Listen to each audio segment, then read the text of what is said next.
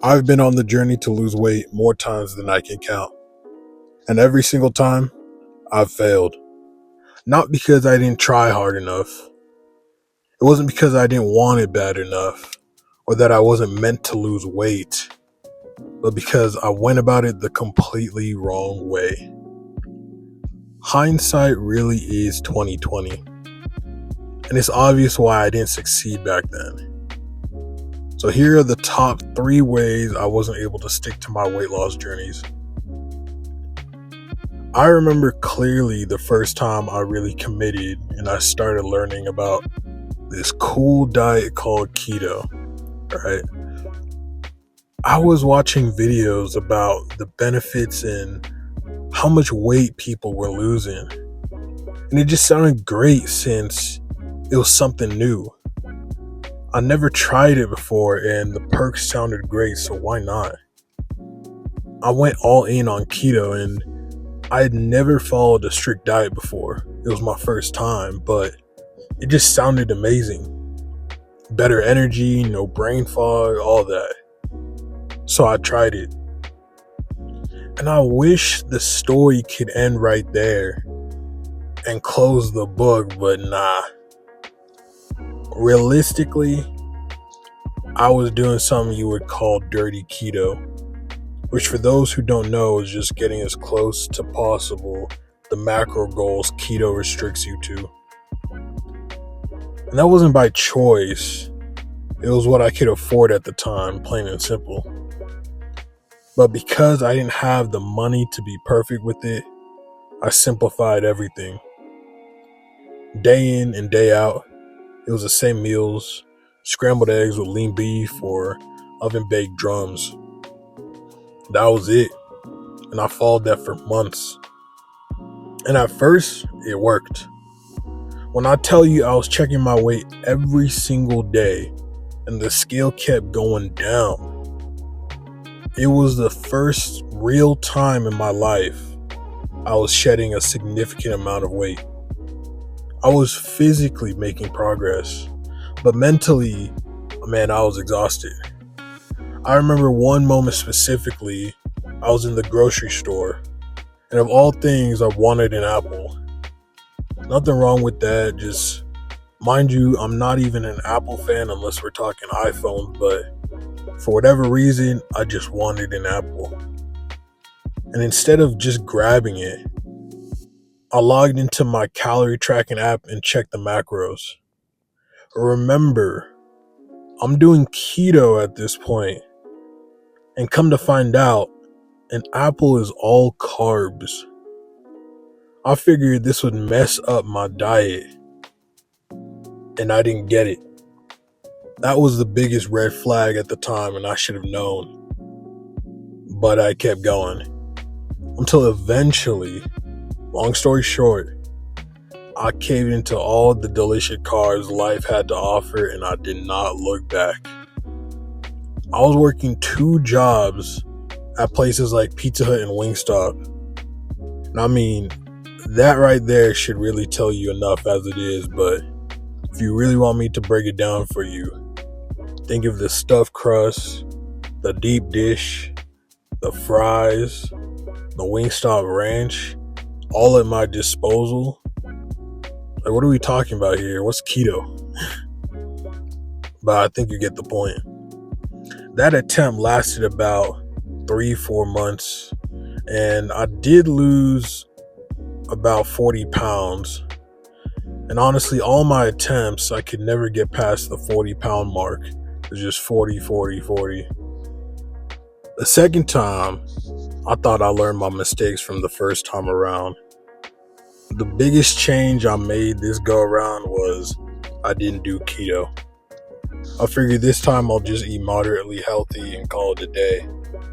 So I kept it simple. Chipotle, my one true love, just about every single day. Combine that with walking, and that was my routine. Just trying to be perfect with the 2.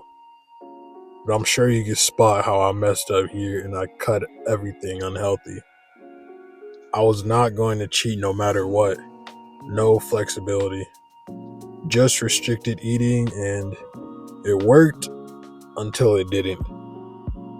Those filthy cravings didn't go away. They were still in the back of my mind, and that was what I was trying to ignore. What do you know? I caved in. The third time, I was basically the second attempt all over again. Sprinkle in more willpower with a pinch more of motivation, and that was it. Eat clean, go to the gym, drink water, just more pressure on myself, more workouts and bigger expectations, and I couldn't understand what I was doing wrong. Like, I felt like I was doing the thing fit people do all this stuff, but I didn't realize that what was coming was a severe burnout. I was doing way too much and not giving myself any leeway, which ended up in me quitting altogether. So, the $1 million question: what's been the change that's been doing it for me this far? It wasn't the diets, it wasn't the workouts, it wasn't just walking. It was how I approached all of it. I, like many others, was treating this like a sprint and not a marathon. I'd go so hard in the beginning, who could be surprised that I went out so fast? And I feel like I'm not alone in this because I know many others fall into the same exact trap. I haven't been eating perfectly, but I'm still losing weight. I haven't been exercising perfectly, but I'm still burning calories. I haven't been restricting food groups, and I'm still feeling good and better than before. These were all things I thought I had next to no wiggle room, or else you'd throw off the entire feng shui or whatever. I didn't understand that messing up was not the end of the world, and that I have to be so rigid on the goals I set for myself. One bad decision turned into multiple days of eating like shit because why not? I already failed, so might as well enjoy it. I now realize that's the wrong way of thinking. You have to value consistency way more than perfectionism, because that's the exact trap you'll get in. That all-in, all-out mentality is the number one reason why you won't be able to stick to your weight loss plan, because it's just not sustainable. So again, the $2 million question: what's different now? Everything is simpler. You just gotta simplify, and cut yourself some grace, and don't chase perfectionism. Results come in the form of attempts over time. I plan to eat healthy, but if I want something, if I'm craving something, instead of denying myself fully, I'll give it some thought. And if I choose to get it, I'm happy doing so. It's the simple, no guilt involved or feeling of failing. And that's what I mean by addressing the mental side of things. Being able to address and solve those issues takes care of the physical temptations on their own, because they stop turning into temptations and they turn into balanced choices since you were able to weigh it out in your mind. That is the biggest lesson most people never solve or take very long to realize. And this leads me to my last point. A mentality shift leads into an identity shift. You stop seeing yourself as someone who's trying to lose weight and start seeing yourself as someone who's active or an athlete. And that's the mindset you want to be striving for. You want to be able to stay in that pocket and remind yourself of the person you're embodying. The person you identify as naturally shifts to that of one who makes the right choices for the right reasons.